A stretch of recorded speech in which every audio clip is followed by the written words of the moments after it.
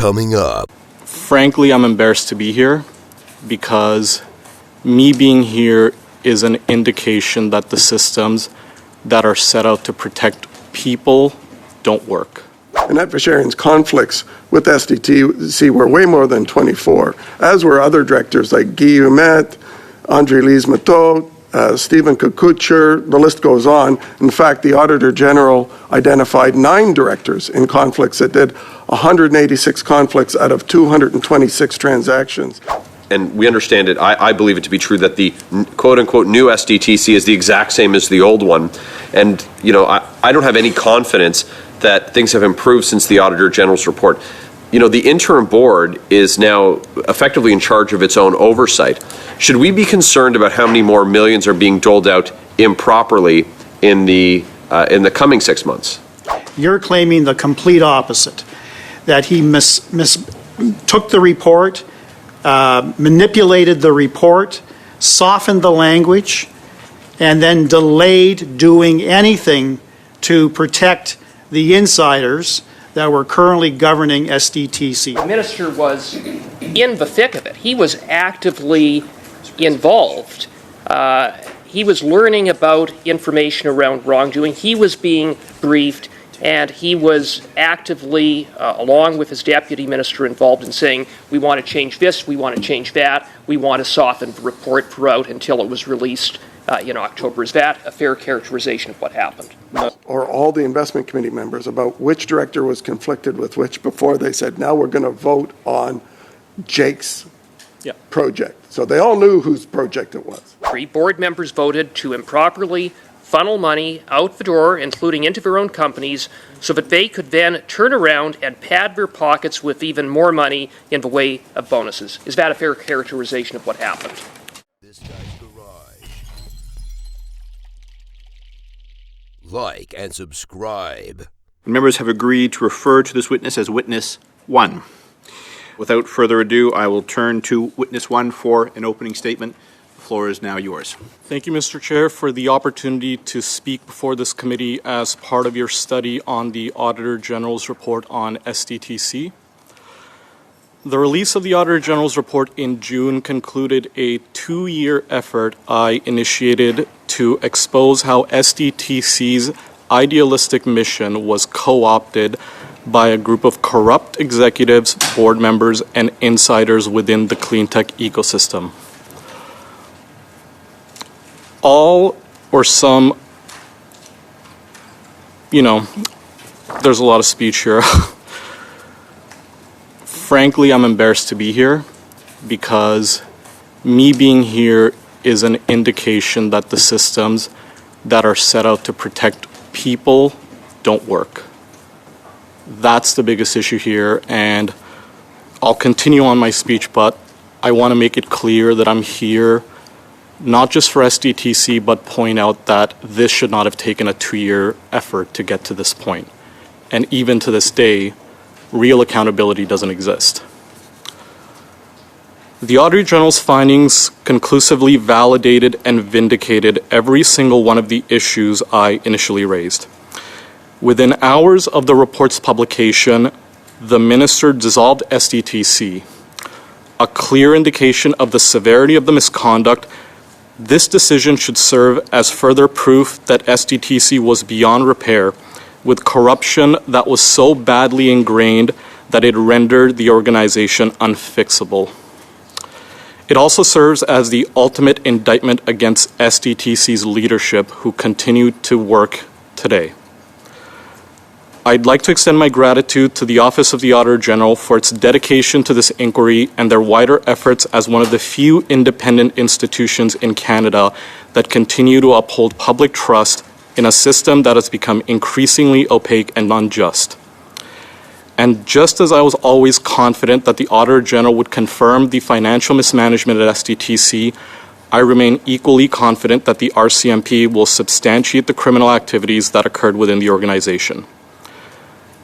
Again, I accepted this invitation to come to this committee because I'd like to talk about the actual effort that was required to get to this point and what the continued lack of action by the federal government indicates about our society. because the real issues extend beyond SDTC's collapse.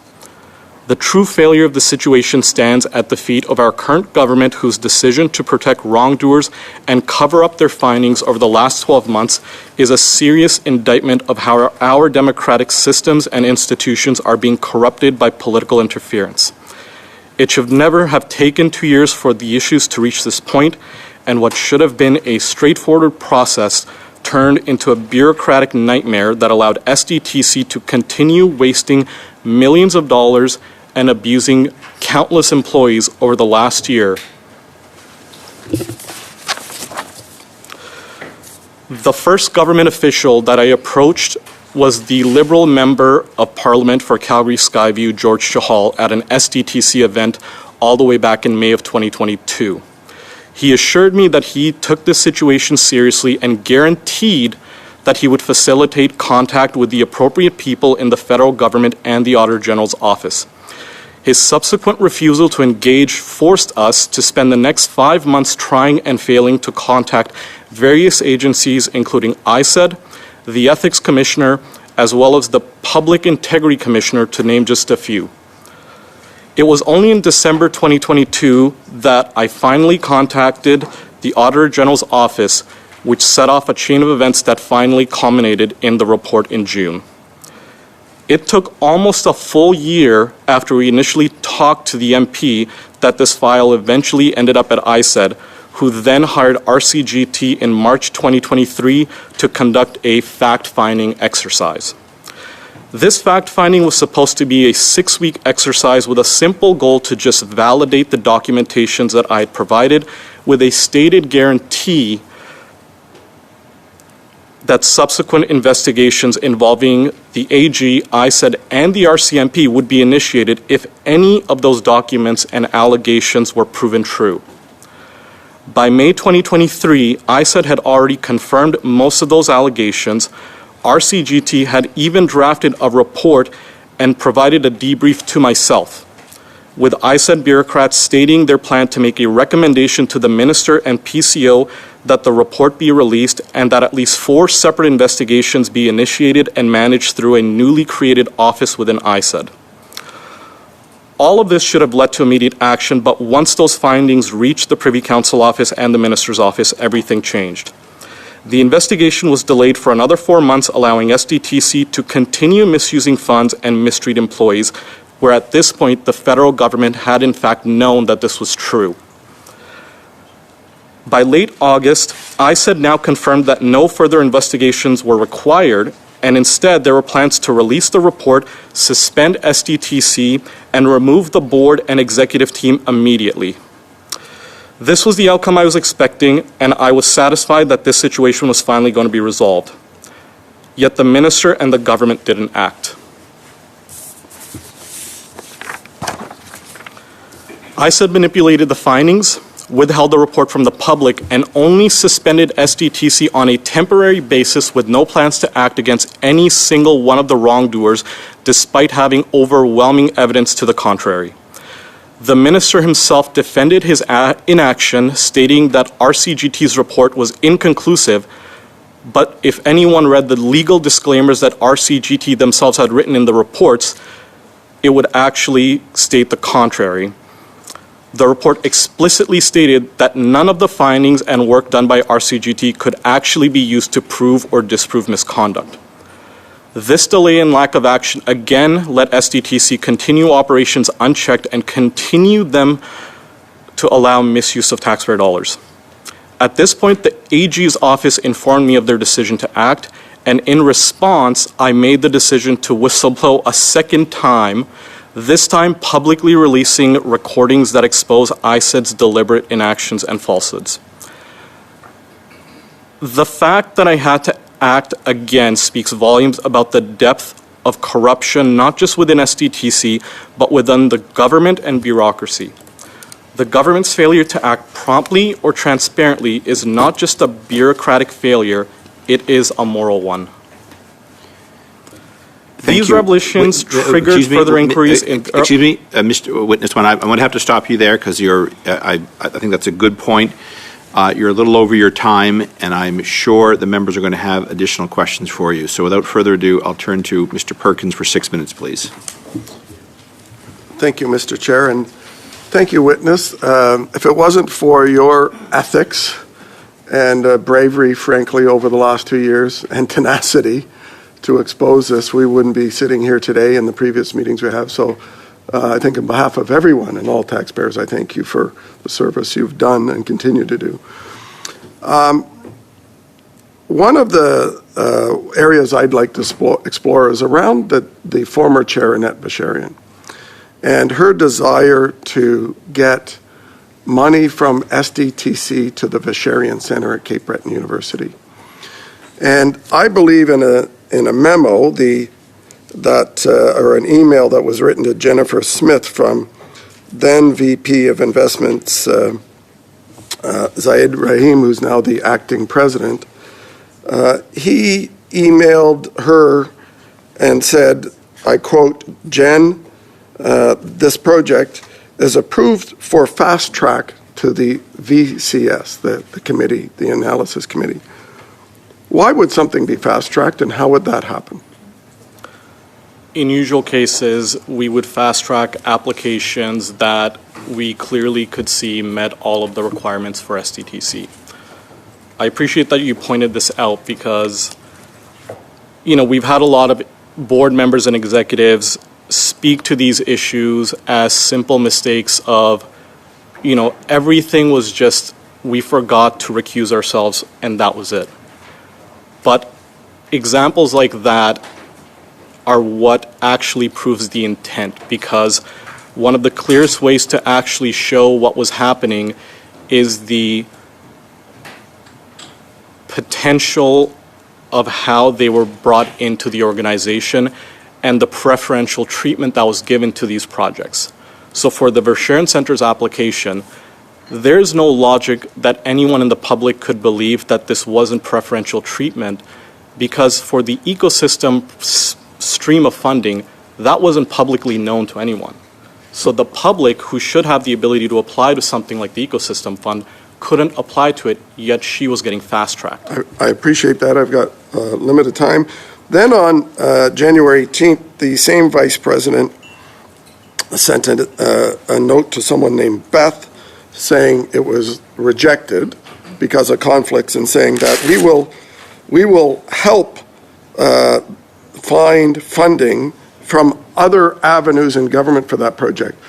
Did SDTC staff help Annette Basharian find funding for this project and other projects from the government? As an example, $50 million went to Annette Basharian's NR store from Natural Resources and $170 million from the Infrastructure Bank. And on top of that, the Basharian Center got a total of about $6.6 million anyway from ACOA, ISED, and other programs.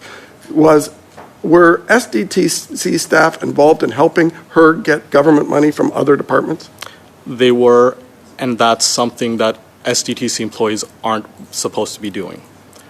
If an application gets rejected, you reject it and you point them to other organizations, but SDTC employees are not expected to actually go out of their way and spend their own time to actually help an organization get funding. So that was completely out of the realms of their regular day-to-day business, and it happened multiple times, not just the Basharian Center. So ACOA gave the Basharian Center June 9th, 2022, $2 million, then again gave them another $4.2 million a little later on from ACOA. Then ISED gave the center $1 million, another $1 million, bringing that to about $5.2 million. And then the Basharian Center got another $3.1 million from the ISED department. So it looks like the Basharian Center got over about $10 million itself, and then another $220 million for our other projects from government departments. And she was using ISED or SDTC, the Green Slush Fund staff, to help get her projects money from the government? Not for all of them. Again, this is just that one situation where after she was rejected, SDTC employees were asked, but you've also missed a couple more million because there's another entity called Engine, which I said funds, that then indirectly funded the Verschuren Center. And one of the things I'd like to point out is there are almost 3 or 4 different public announcements announcing the Verschuren Center getting funding, and every single one of them announced the same exact project, even though that project and the outcomes of that project have already been completed and funded 3 times over by various federal agencies. And the Ethics Commissioner found her to have breached the Conflict of Interest Act twice, he said in his report. But in committee this week, it turned out under questioning that he actually said it was 24 times in his, but he didn't have any of these projects in it. So clearly, Annette Verschuren's conflicts with SDTC were way more than 24, as were other directors like Guy Humet, André-Lise Matteau, Stephen Kukucher, the list goes on. In fact, the Auditor General identified 9 directors in conflicts that did 186 conflicts out of 226 transactions. Was that your experience, that over 80% of transactions were conflicted with the board directors?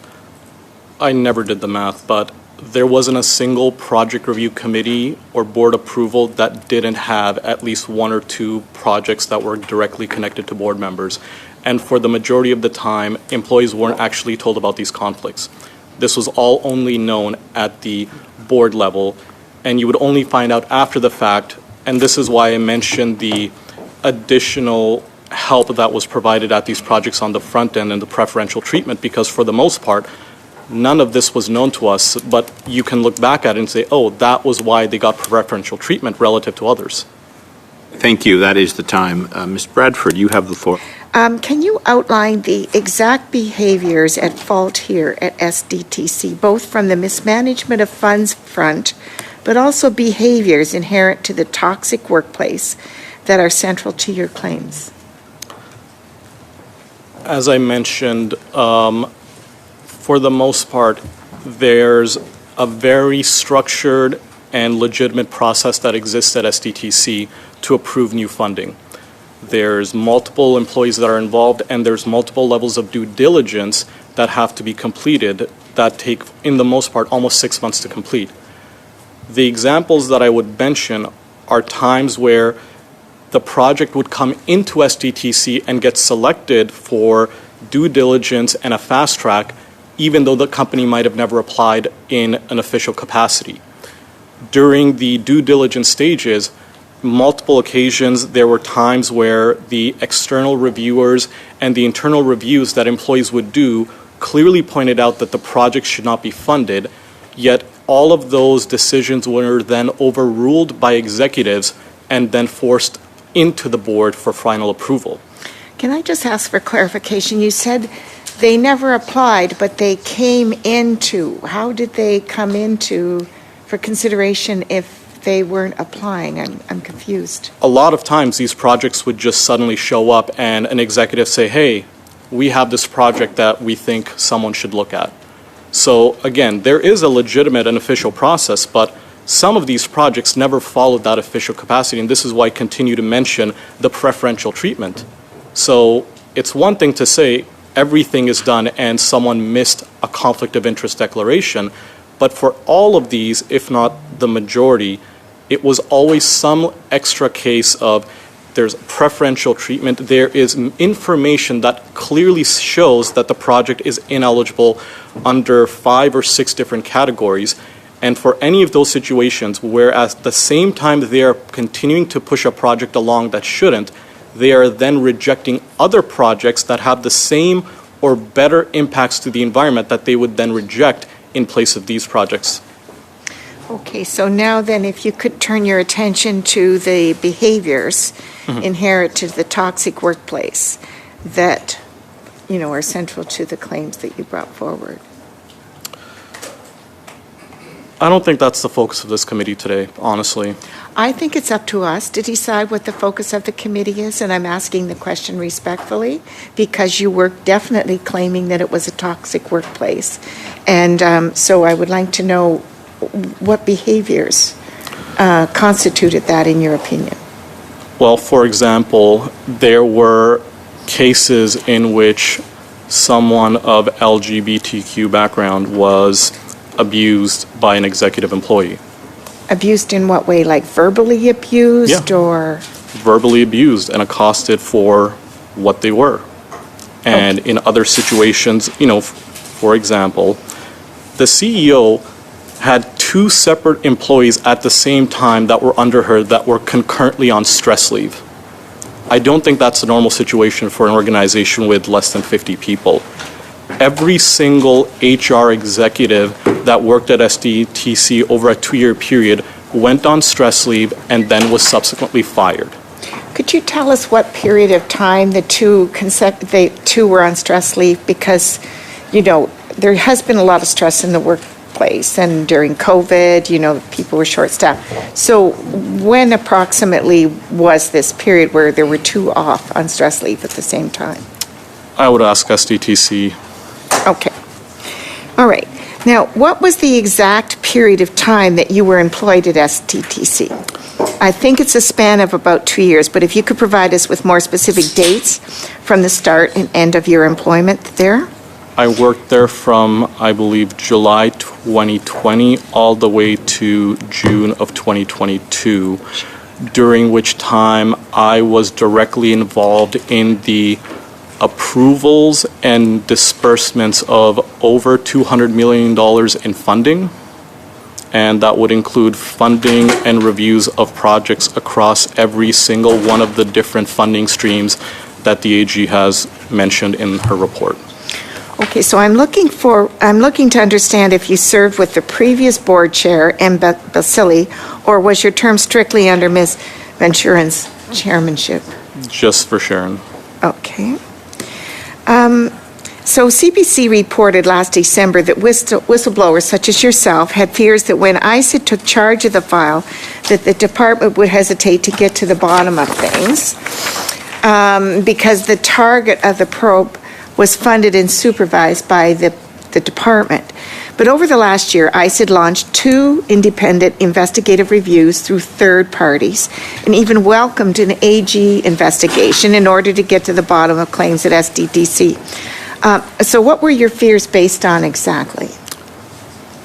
I hoped you listened to the recordings that were in those audio clips because I think they would provide some context. But, I mean, the whole SDTC situation is a conflict of interest, so why wouldn't ICED, who is implicated in its own mismanagement of SDTC, not conflicted in hiring a third party that supposedly is independent? But again, if they were actually independent, why would they have such long legal disclaimers that disclaim all responsibility against what their findings were? So if the minister claims that all of these were independent and truly factual, why do all of the actual reports say that none of this is actually factual or legally binding or even meet a minimum threshold of any sort of professional, legal, or accounting standards? When you compare that to the Auditor General, there was no disclaimer. There was nothing there that would say, hey, we don't know what we're talking about and this is not legally binding or this doesn't meet a requirement on the professional standards. I would also mention that there are over 37 hours of recordings that we are fully willing to provide that would clearly show how the situation actually evolved versus how the public would know. Thank you. That is time, I'm afraid, Ms. Bradford.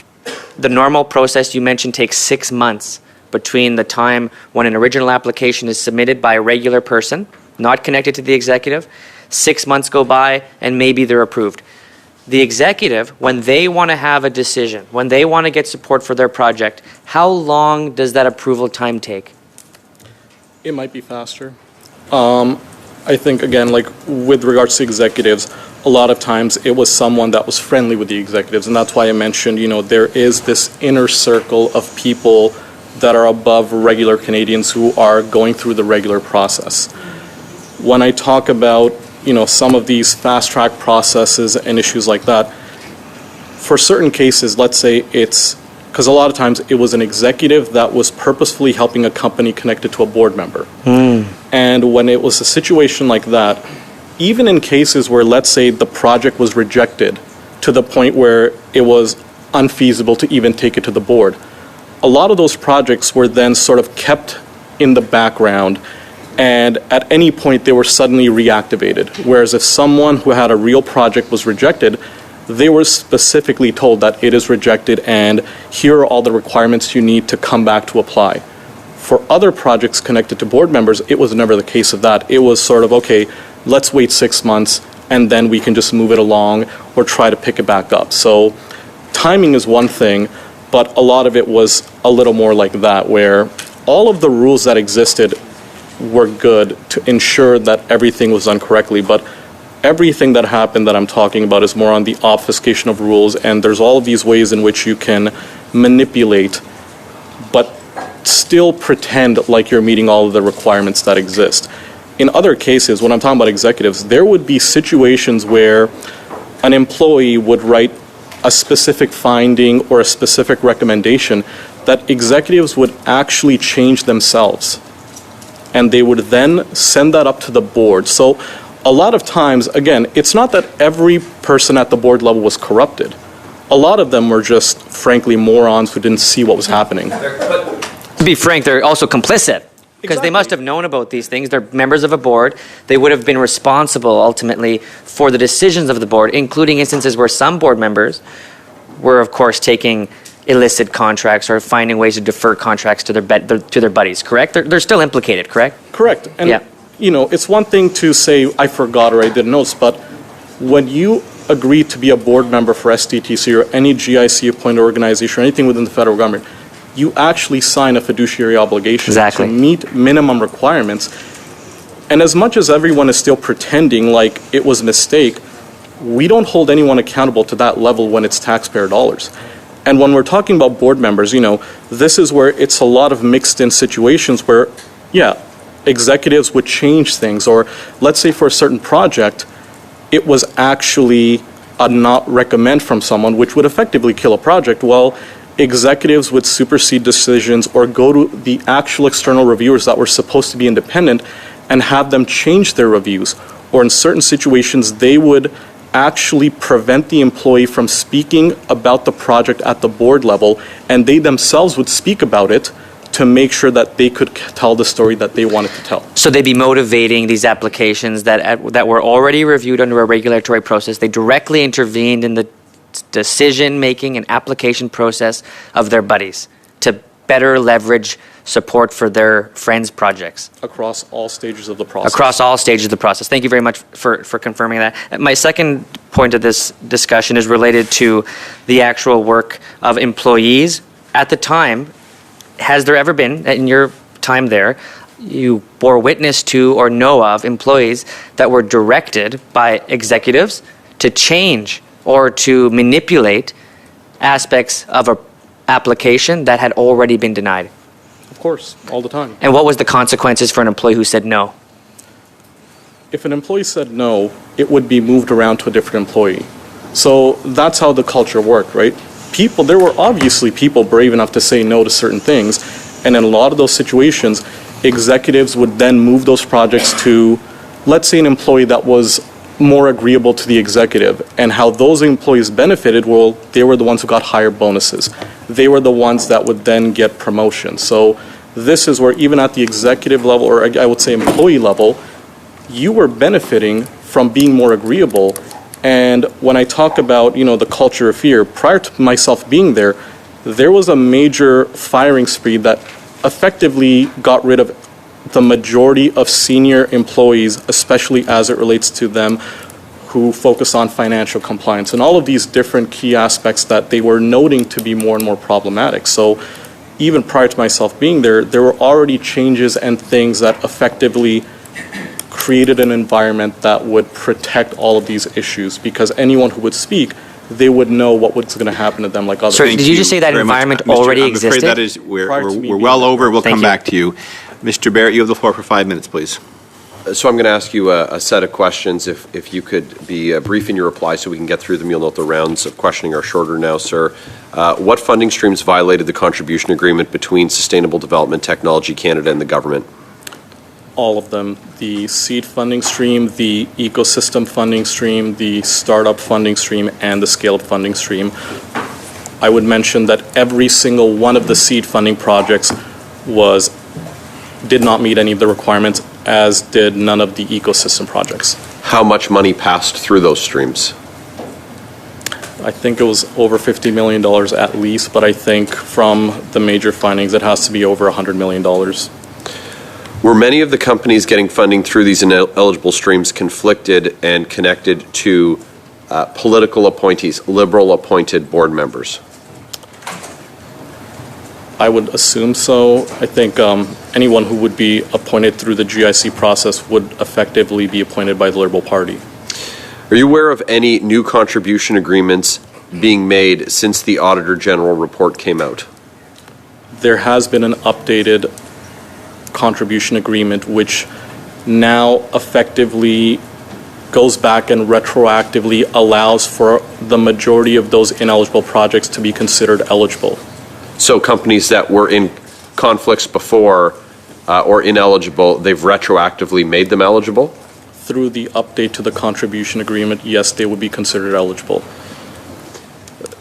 That seems highly inappropriate, to say the least. Which of the Liberal appointed board members benefited the most from what we know to be $330 million tax dollars given out in identified conflicts of interest?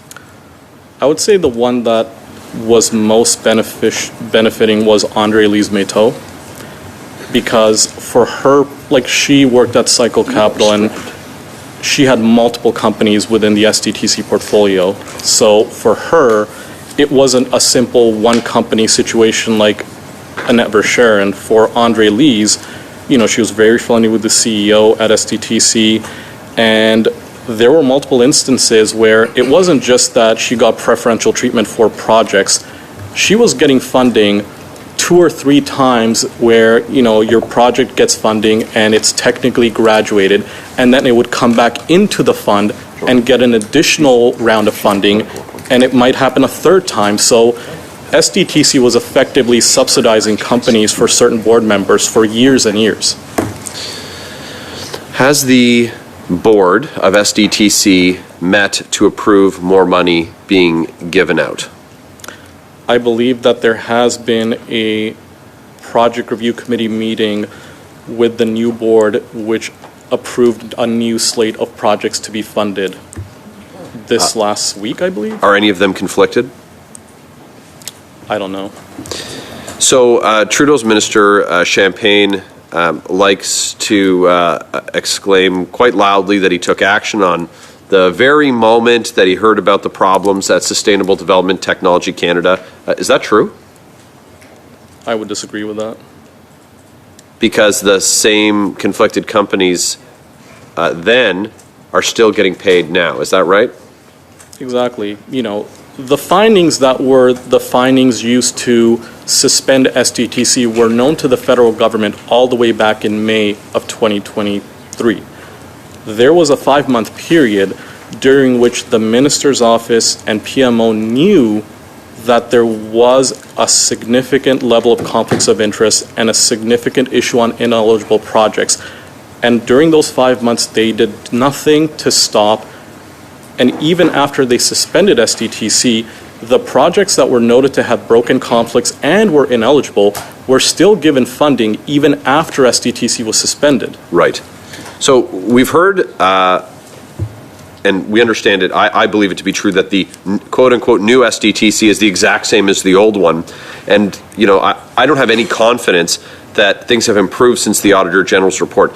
You know, the interim board is now effectively in charge of its own oversight. Should we be concerned about how many more millions are being doled out improperly in the coming 6 months? Absolutely. I think the biggest risk I see with the situation is the fact that SDTC is going to hire their own consultants to review how they fix the situation. You know, I think they've mentioned hiring Deloitte to review how they've fixed the eligibility issues and conflicts. But again, I think we can all agree that none of the executives should have any say in what they've done and then have an ability to try and fix the situation. And Deloitte itself, you know, any of these consulting companies, if we're being serious here, you can pay them to say anything. So if they get paid enough by SDTC to say that, hey, everything is good, they will do it just like Osler did for SDTC when their board investigated themselves and exonerated themselves in direct opposition to even the RCGT report. Thank you very much. I want to ask you then, McCarthy Tetrell was tasked with conducting a fact-finding review of alleged breaches of labor and employment practices and policies at SDTC. The allegations that you've brought forward today seemingly fit exactly with McCarthy's mandate.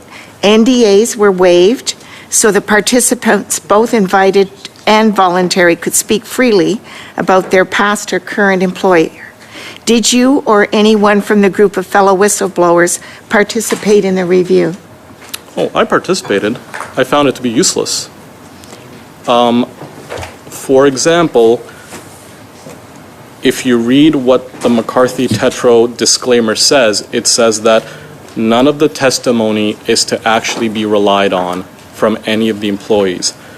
When employees within SDTC or outside were asking to have their NDAs removed, that actually went directly to the executives. So employees who were inside SDTC were actually named, and executives who shouldn't have known that they were actually asking to speak were then actually, like, their identities were released by McCarthy. How do you expect anything truthful to happen when McCarthy effectively released the names of every current and former employee to the same executives that they are trying to, bring some transparency against? And at the same time, when I'm talking about certain aspects of what McCarthy did or didn't do, there were certain situations where McCarthy purposefully chose to not speak to employees because they said you had to see their face. There were rules that McCarthy set where when employees who were worried about crying or worried about showing their face, even to McCarthy's lawyers, McCarthy said that they would not interview them or take any of their testimony, because how McCarthy described the process was, we are only willing to do this and we will judge the actual, they're judging whether someone is truthful or not. Of my time. They reviewed over 3,000 pages of documentation and spoke with over 62 interviewees, with almost an equal amount of former versus current employees. The review lasted 6 months. I'd like to pick out 2 conclusions of the review. On harassment, it found that, quote, current or former executives did not engage in the type of repetitive vexations or major incident conduct that would constitute harassment, bullying, or workplace violence under applicable standards, unquote. And that, quote, the notion of a toxic workplace was a minority view among the participants, unquote. It also found that, quote, decisions about restructuring or terminations... Ms. Bradford, I don't want to cut you off. You are at your limit. If you want to ask a question, go ahead. But Can I just finish the sentence and then I'm done? How long is it? It's maybe 30 words. Go ahead. It also found that decisions about restructuring or terminations were not made using discriminatory criteria, nor were they arbitrary and lacking reasonable business justification. So I'm having a hard time squaring your testimony with the conclusions of the review. I would... In this one, I'm going to come back for an answer. I'm sure you'll get an opportunity. Yeah. I do now want to just make 2 comments. One comment on the fact that you've been asked by this committee in regards to HR. You've given some examples. Those examples have also been mentioned in the Indu committee. I appreciate you returning to that topic. I do want to give you an opportunity for maybe 15 seconds, because my time is limited, to just respond to my Liberal colleagues' claim that there is or is not, or at least attempting, to my perspective, to diminish what is a real instance of workplace abuse and harassment. So could you please spend 15 seconds to 20 seconds? I'll offer you that to explain or clarify. I'd ask the committee member to give me an example where an organization has an amazing culture but then gets shut down. Thank you very much for that. Now, moving to my next portion of my questioning is the timeline. And so in the timeline you've given in your opening remarks, you mentioned this has been a 2-year and ongoing pursuit of yours to get justice for Canadian taxpayers. You mentioned an instance where you brought this up with a Liberal MP. Could you please describe in very specific detail the nature of that? Was it written? Was it a meeting? Was this something that happened in person? Was it virtual? Was it you, or was it a representative of his office? I can show you my text Like, I met George Chahal face to face, and I have text messages proving that this, encounter happened. And what I find embarrassing about that whole situation is that when SDTC was suspended in October, which would be almost 18 months after I spoken to him, his chief of staff tried to convince me that it was George Chahal that had actually reported the situation to ISED. So I think there's a big situation here where either George Chahal, an MP that I actually voted for, lied to me, or he's lying to the public, because did he actually forward my situation to ISED, and was it ISED that ignored it, or is he just lying to save face? I understand. And then the second course of action you took was largely in pursuit of, within your pursuit for this justice, you did attend, or did you attend any meeting with members of the PCO? Oh yeah, I did. And during those encounters, how did they respond to your original claim?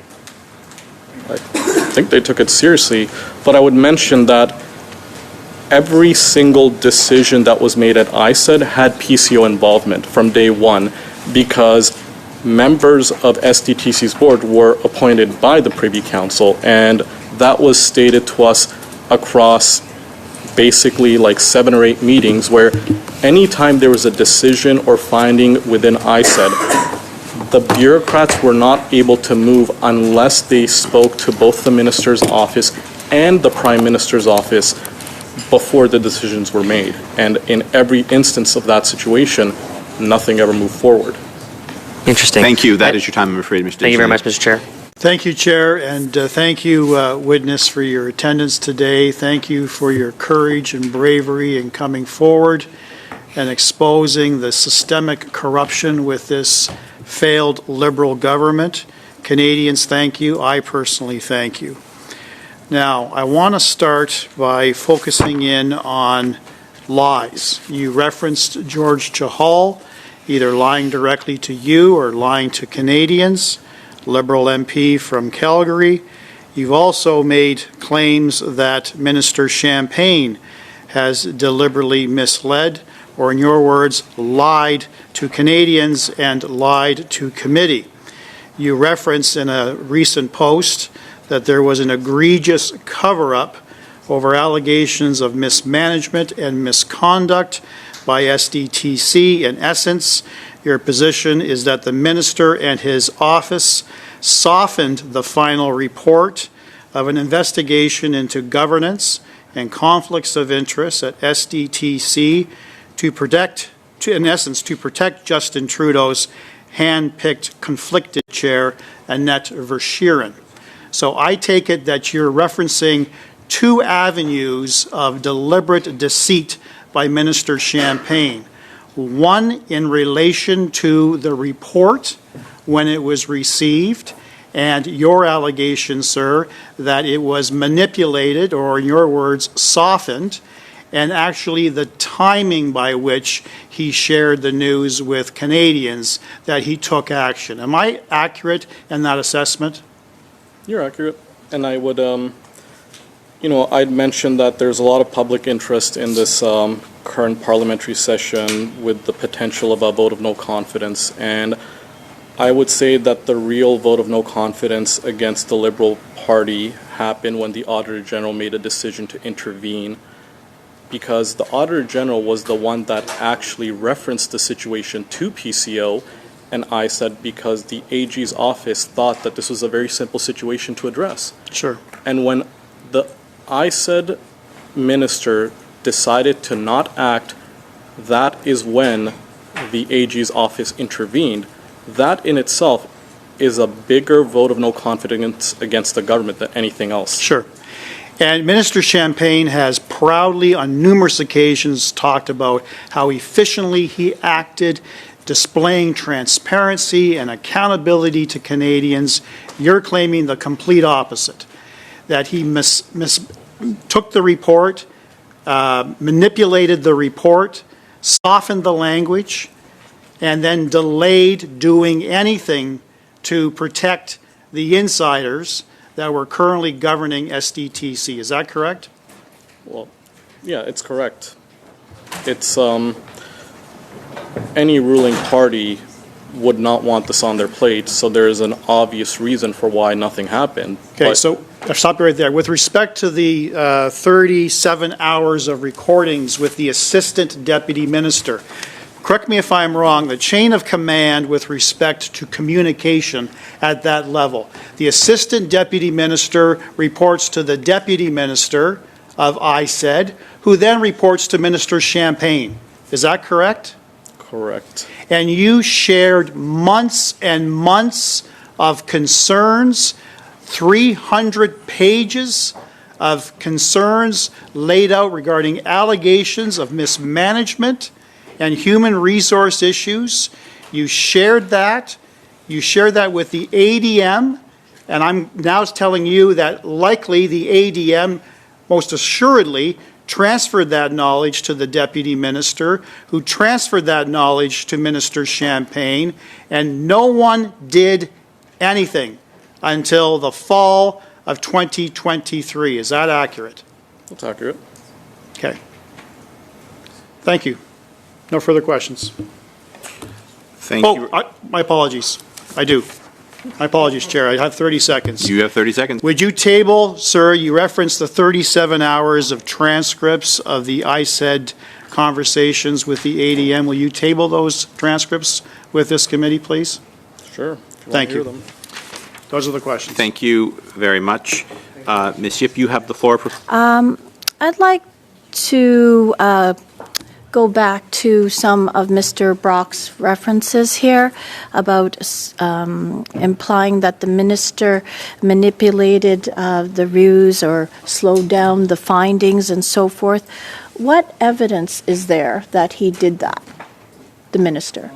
Multiple recordings that provide evidence that the ADM and the Deputy Minister had actually given the Minister and the Minister's office updates as to what was happening at SDTC and the findings, whereas the Minister himself has publicly stated that he had no idea what was going on between March and the end of September. On top of that, there's even audio evidence that at the end of the reporting period, at which point the final recommendation was made to the Minister, their reports and information were actually given to the minister verbally, at which point he asked for changes to the report and recommendations before it was officially registered. So There's concrete proof? I said audio clips. I'd like to go back to following up Ms. Bradford's comment about how she had a hard time squaring your testimony with the conclusions of the McCarthy review. There are clear conclusions, 62 interviews with 3,000 pages of documents that differ from your view. How can you explain this discrepancy? As I mentioned before, I would ask for you to give me an example of an organization that gets shut down that had a good culture, but I would also, again, mention other aspects of the McCarthy review. At a certain point, they only had negative testimony, at which point they went out of their way to ask other employees to testify for this report. I don't think that's a regular occurrence where the lawyers are going to other employees to ask for testimony in the positive side. I would also mention again, like what other aspect, if the McCarthy Tetra report is actually true, why don't they release the report instead of 7 slides with random statements? If they truly say that they've looked into these situations, why is there no public proof that they did? And why is there no public proof that they have actual evidence that go against these statements? Just because a lawyer or a law firm says that these statements are incorrect, if they're not providing evidence, how are you attacking me saying that the culture is good when the evidence isn't actually there? Did the other 20 whistleblowers also participate in the review? I would assume so, but a lot of them, as I said, weren't even interviewed, but I know for a fact that the ones that needed to be interviewed were interviewed. So, again, maybe I'll ask this for the minister. Why doesn't he actually get rid of everyone's NDA and everyone can hear the stories themselves? Because as of right now, the NDAs are off. So if you are so obsessed with disproving my claim, take off everyone's NDAs and let the public find out exactly what happened. The review noted that, quote, while participants used terminology such as harassment and bullying to describe executive treatment of employees in the workplace, that was in the minority, and the few examples that were offered as evidence revealed more of a discomfort with the direct style of leadership and or disagreement with decisions made by leadership than actual harassment or bullying. They have found no examples of executives yelling or swearing, verbally abusing, or physically threatening employees, end quote. So how should we square that with your testimony? As I said, release the transcript that exists for all of these interviews. They took notes. If McCarthy Tetra is saying they did all of this and they have evidence to be contrary to what everyone says, I would happily accept their findings if they actually release anything substantive. How much time? Very brief, about 8 seconds. Okay, well, I'll let it. Thank you very much. Okay. Mr. Cooper, you have the floor for 5 minutes, please. Thank you very much, Mr. Chair. You stated in your testimony that the minister lied when he said he was first briefed about the RCGT fact-finding report. At committee, the minister was very clear that he first learned about wrongdoing, conflicts, and mismanagement at SDTC. But that would not be correct, would it? Probably not. Again, what did George Chahal say to him? You have to ask him.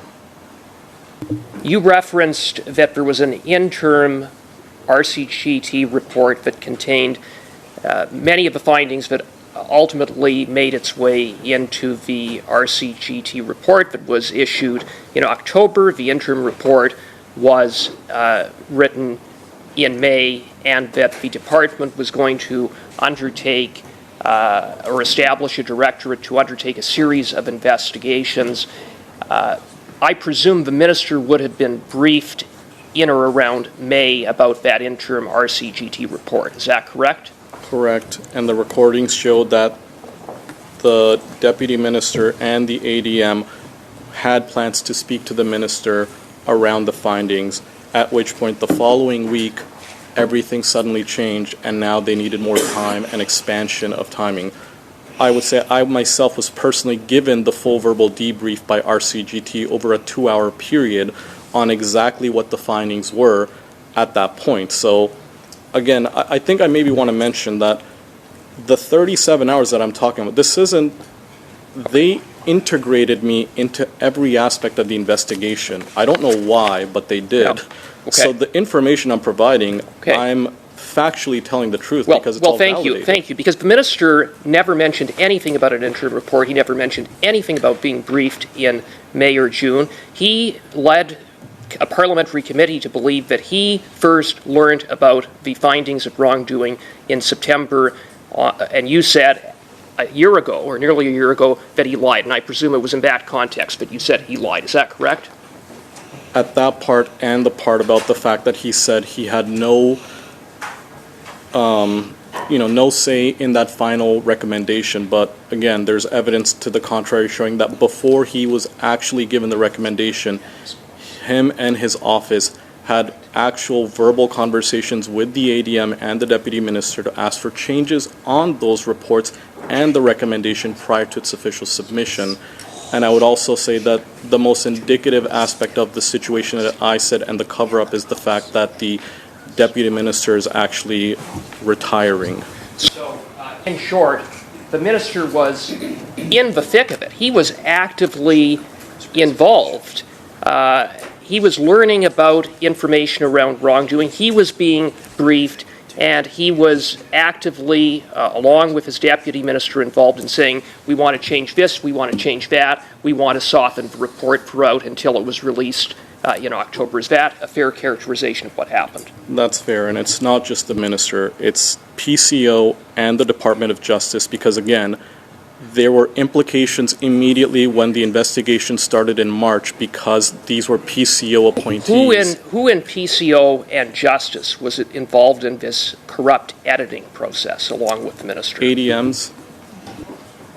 ADM Noseworthy? No, he wasn't involved in any investigation because he was implicated. What I meant was ADMs and people of that level as counterparts to the people at ISED were involved from day one. Would it be fair to characterize that the conduct of the minister was corrupt? Yeah. I mean, embarrassing at minimum. Deceitful? Yeah. You also said last year and today that there was a consensus amongst bureaucrats at ISED that the board needed to go. But that changed when the minister intervened. Why did Minister Champagne go against the advice of his officials and politically interfere to keep the SDTC board, the conflicted board that had doled out hundreds of millions of dollars improperly, to keep that board in place? Why? Because I think that the current government is more interested in protecting themselves and protecting the situation being a public nightmare, and they would rather protect wrongdoers and financial mismanagement than have to deal with a situation like STDC in the public sphere.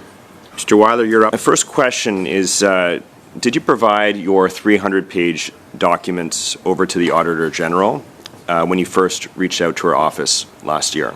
Yep, I did. Okay. Sorry, not last year. It was December of 2022. Thank you for that.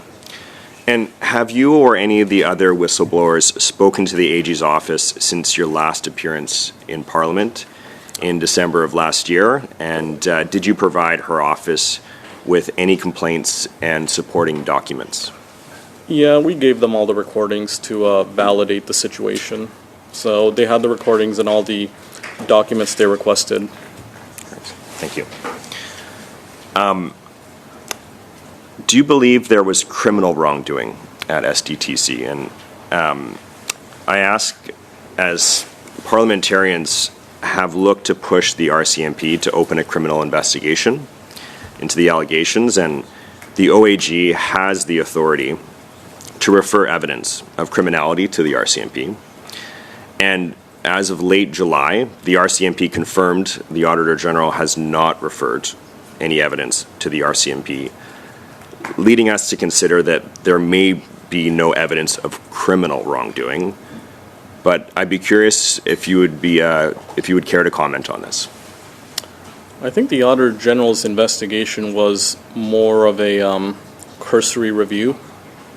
I don't think the goal and mandate of the Auditor General's office to actually look into criminality, so I'm not surprised by the fact that they haven't found anything criminal, because they're not looking at intent. So if their investigation was focused on intent, of course they would find the criminality, but they were just focused on the facts of what happened, and what they're just pointing out is, here was the financial mismanagement, here are all the rules that weren't followed.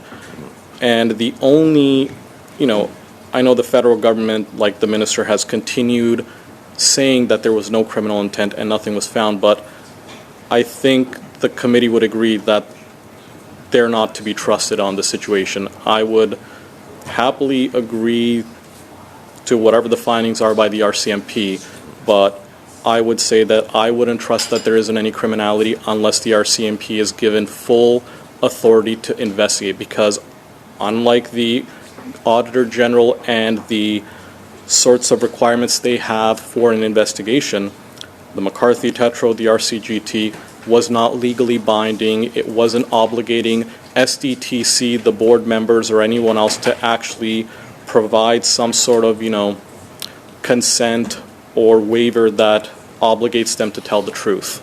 So again, if you bring in the RCMP and they do their investigation and they find something or they don't, I think the public would be happy with that, but I don't think we should leave it to the current federal government or the ruling party to make those decisions, because let the public see what's there. And do you believe that the RCMP doesn't have authority to investigate in this matter? No, I definitely believe they have authority. The RCMP commissioner also stated in their letter from July 25th that after careful review of available evidence, like the OAG's report on SDTC, along with reports by ISED and any public available information, they did not identify any criminal offenses or evidence of criminal wrongdoing at that time in relation to any specific individual organization related to the SDTC matter. Would you care to comment on this? I think all the information the RCMP has received from ISED or the AG, again, the question to them is, were any of them looking for criminal intent? Right? So it's one thing to say no criminal intent was found, but the question to ask the AG or anyone else is, were they looking for criminal intent or were they not? Because if you look at the scope of the RCGT report or the Auditor General's report, that was not in their scope or mandate. So that doesn't reconcile with the secondary, because unless someone was actually looking for that and nothing was found, okay, sure, but that hasn't happened yet. So it's one thing to say nothing has been found as of yet, but that obfuscates from the fact that nothing has been looked into for that matter. Mr. Perkins, you have the floor for 5 minutes, please. Thank you, Mr. Chair. Earlier you mentioned the Mercer report on compensation and that it was altered. If you have copies of both of those, can you table those?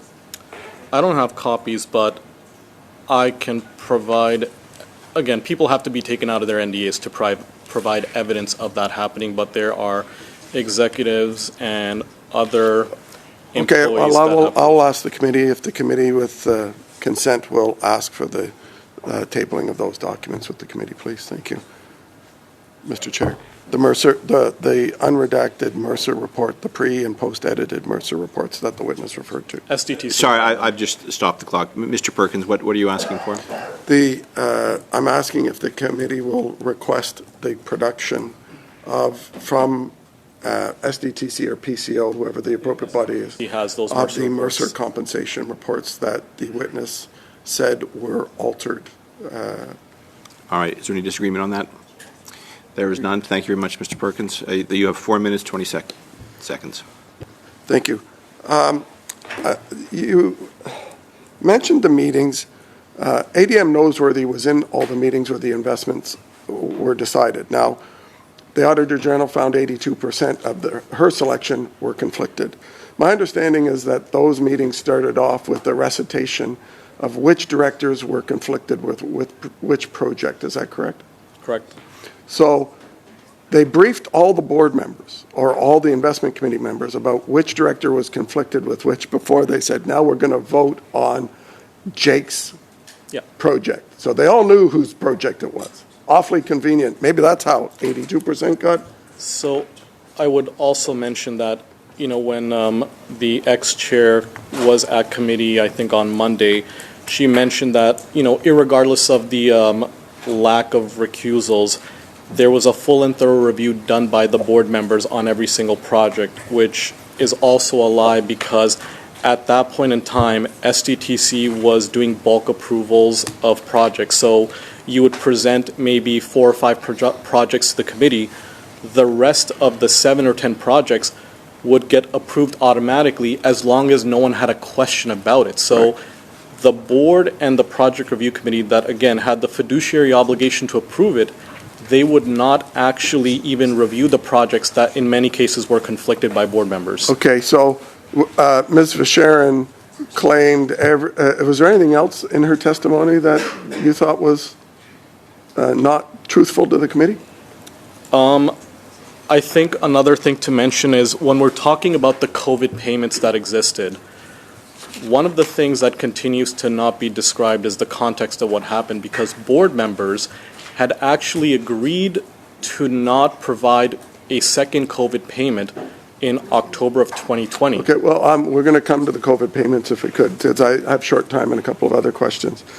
Other directors, you mentioned Andre-Lise Matot, who was a beneficiary of this. She actually left the SDTC board and went to the Infrastructure Bank board. The Liberals appointed her there and then she was part of the team that approved $170 million for the chair of the SDTC board's project. But when I go through some of these things, it's sort of, while her time was on the board, are you aware of Enekerm, Alberta, Biofuels, MindSense, Spark Microsystems, Concentric Agriculture, Polystyravariant? There's about 20 or 30 companies here that Ms. Matteau had financial interest in through Cycle Capital. While she was on the board, they received $114 million, it seems, by my calculations. So was this part of the problem that's going on? You get, as André-Lise Matteau got $117 million, and she goes to the infrastructure bank and helps out her friend who got her this? Correct. I think the board members and a lot of public, there's this excuse that continues to be perpetuated that this is a small industry and we cannot find anyone else within this small industry that has this technical expertise to approve projects. That's a false narrative. There are thousands of people. Canada's a huge country. They had the right people. They could find the right people to not have conflicts, but that didn't happen. They purposefully allowed. There's no way these few conflicts. Board members represented 82% of the green technology industry in Canada. Exactly. Yeah. And again, the issue is they are at the front of the line, not just at SDTC, at all these other organizations, BDC, EDC, the Infrastructure Bank. They are friendly with everyone there, and their companies get money from SDTC. Then they go to the next organization using the approvals and due diligence from SDTC, and they continue going, and it's this perpetual cycle where it's funding from Crown Corporation's government that continue. So do you think the Auditor General only did 228 of over 400 transactions in the audit period and identified 390 million of 800 million that was inappropriately allocated to directors' conflicts of interest and outside the do you think the rest of those transactions, the other 200 or so, represent the same amount? So could we possibly be dealing with about 700 million, maybe 800 million almost, of money that was conflicted? Thank you, Mr. Perkins. I'll allow the witness to answer. I don't think so.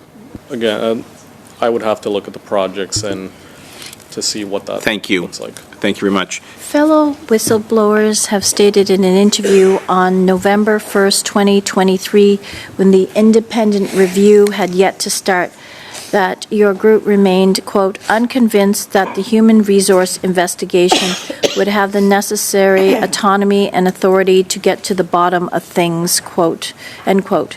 The independent review was not only led by a third-party law firm, but it was also publicly announced that all former STDC employees would not be bound by NDAs, so they may speak freely about issues related to their employment at SDTC. Can you elaborate on why this was your view?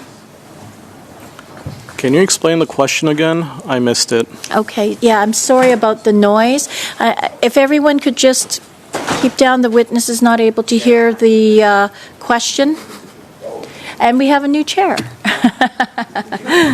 Okay, so sorry about that, Mr. Witness.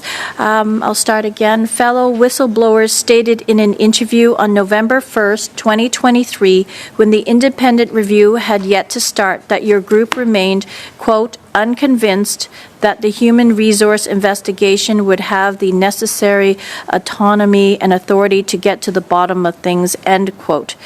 The independent review was not only led by a third-party law firm, but it was also publicly announced that all former STDC employees would not be bound by NDAs, so they may speak freely about issues related to their employment at SDTC. Can you elaborate on why this was your view? Well, I mean, RCGT was also hired by ISED, and that was a clear disaster, so why would we expect McCarthy Tetro to do anything differently? I can't speak for the whistleblower you're talking about in that specific article because, again, it's not a single person, but I would again mention that if you truly believe that this statement that you're mentioning and this defensive action is true, please release everyone from their NDAs so they can all speak about this. If you are actually truly interested in the abuses that happened, talk to your minister and ask him to release everyone from the NDAs. He has the ability to do that because he has now actually appointed board members that are all from the federal government. So he can, in one fell swoop, actually release everyone from the NDAs, and we can listen to everyone's testimony, and we can look at every single thing that McCarthy Tetro says is true and not true.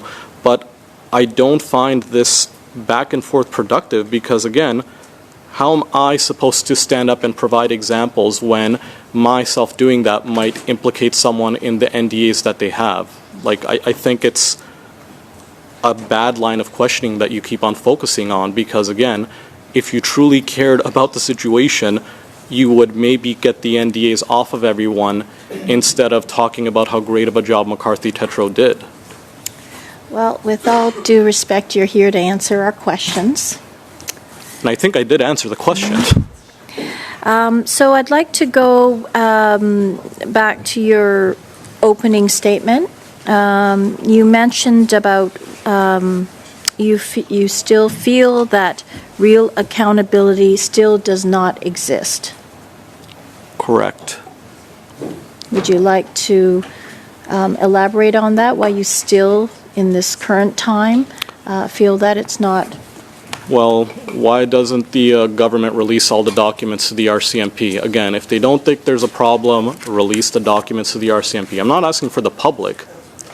It's, again, there's all of this lack of publicity. The minister didn't even release the RCGT report to the public, and he wasn't even willing to release it to the committee. And I think it's embarrassing that when we're talking about the ethics committee and what happened there, I myself personally got involved with politicians from all sides and gave them the report because I had the RCGT report before the members of parliament did. And when you have to go to those extremes, I think it's embarrassing. So again, this question around why I don't trust the government, it's like, does anyone trust the government? So as SDTC programming is fully transitioning into the National Research Council, what are your recommendations to the government at this point in time? Fire the useless executives and senior management that's been implicated. Thank you very much. There'll be another chance to continue that. During this so-called cleanup period at SDTC, updated contribution agreements have been completed. You indicated in your testimony that the effect of these contribution agreements is to make retroactive what were previously ineligible or conflicted projects eligible. To be clear, these contribution agreements, these updated contribution agreements, are prepared by ICIT. Is that correct? Yes.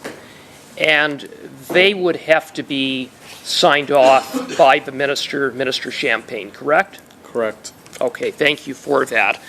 Astounding. The Auditor General found, turning to COVID relief bonuses and payments, the Auditor General found that the SDTC board improperly approved $38.5 million in so-called COVID relief payments.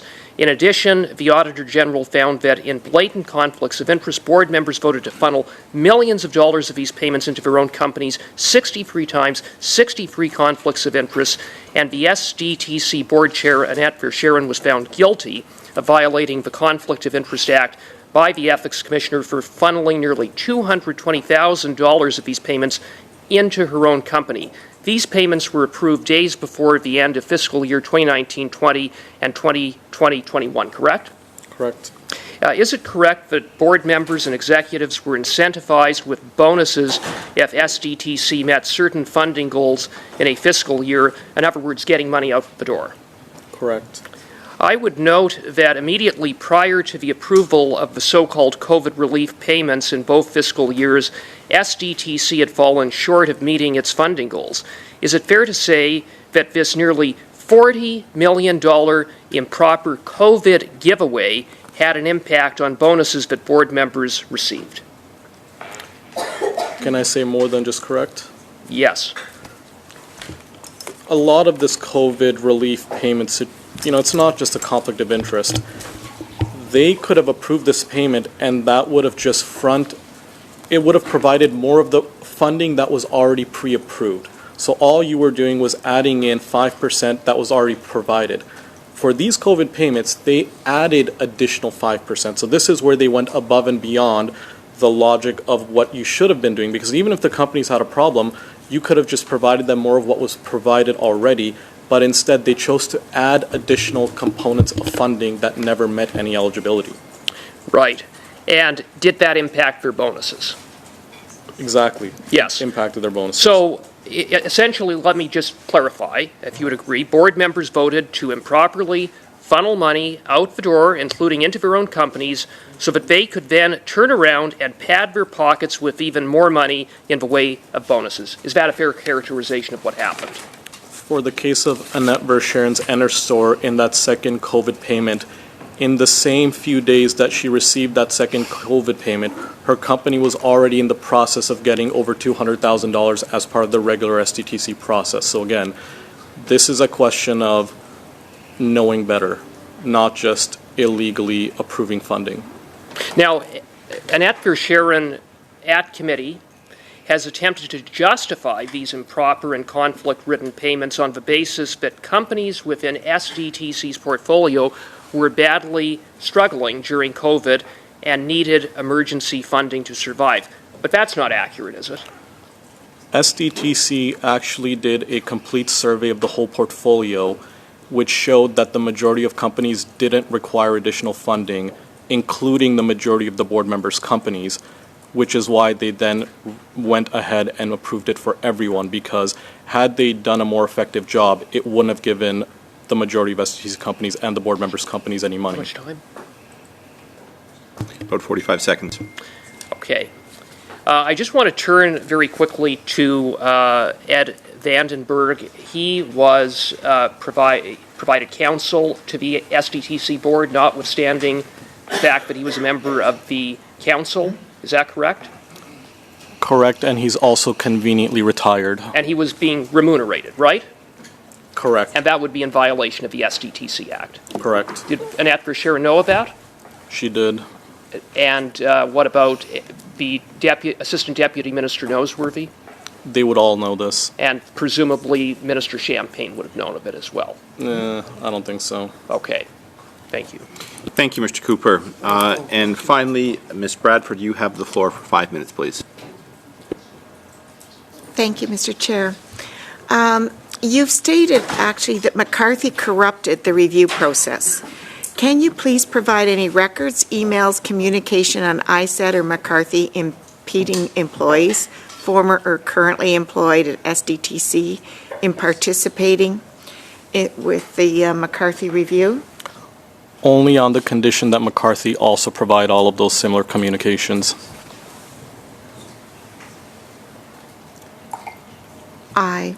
I'm not sure we have the authority to do that, but I'm asking you if you can provide your records. So I don't know as you get to dictate the terms under which you do that. You've made these allegations, so I think it's fair that you would provide the proof to the committee. It's you that's making the allegations. So again, if it implies McCarthy, well then it implies McCarthy. Sorry, what was the question again? Okay. So because you've stated that McCarthy corrupted the review process, can you provide any records, emails, or communication on ISET or McCarthy impeding employees, former or currently employed at SDTC, in participating in the McCarthy review? Can you describe what your understanding of what my definition of corruption was? Well, I corrupted the review process. You're alleging that they prevented some people from participating and encouraged others to, meaning that they would skew the whole results. So we're asking you to provide the records that would back up those allegations. So for that situation, again, as I've mentioned, people are under NDA, and how am I supposed to, technically I shouldn't even know that they tried to do this because they were under NDA. So again, I don't know, you're kind of trapping me in something that I cannot do unless they are released from their NDA. So I would agree to do this as long as everyone gets their NDAs removed. So how did you know, how did you become aware of it? Because I guess they that's broke what their we're trying to NDAs find. and told me. Pardon? Because they broke their NDAs to tell me. Oh, I see, the employees that were, okay. What about any records pertaining to ISID manipulating McCarthy's findings? Because that's another allegation you've made, that ISID actually tried to manipulate the findings of McCarthy. So we would need to see that. That shouldn't involve any NDAs by employees. I would mention the disclaimer that I've mentioned several times as proof, because again, if they are saying that it wasn't manipulated, why do they have a disclaimer saying that it was? Okay, I have no further questions. Thank you for your testimony. Thank you. I will say this to the witness. If there's other documents that you wish to table, we will certainly accept them. Anything with respect to either the department or the ministry. So I know there was a bit of back and forth there. Things, upon reflection, if you feel there's documents you have that you can share with us, I think the members from all sides would appreciate that.